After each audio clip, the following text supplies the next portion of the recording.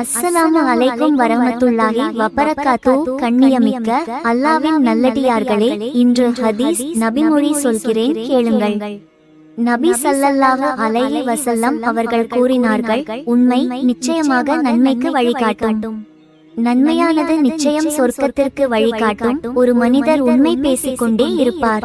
இறுதியில் அவர் வாய்மையாளர், சித்திக் எனும் பெயருக்கு உரியவர் ஆகிவிடுவார். இதை போன்றே பொய் நிச்சயமாக தீமைக்கு வழிவகுக்கும். தீமை நரகத்திற்கு வழிவகுக்கும். ஒரு மனிதர் பொய் பேசிக் கொண்டே இருப்பார்.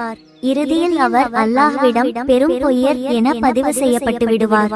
அறிவிப்பவர் அப்துல்லாஹ் பின் மசூத் ரலியல்லாஹு அன்ஹு அவர்கள். நூல் சஹீஹ் புகாரி, ஹதீஸ் 6094. ஆகையால் அன்பானவர்களே, போய் பேசுவதை விடுங்கள், உண்மையை மட்டும் பேசுங்கள், அல்லாஹ்வுக்கு அஞ்சுங்கள். நாம் அனைவர்களின் பாவங்களை மன்னித்து நரகத்திலிருந்து பாதுகாத்து சொர்க்கத்தை தந்தருள்வானாக. ஆமீன்.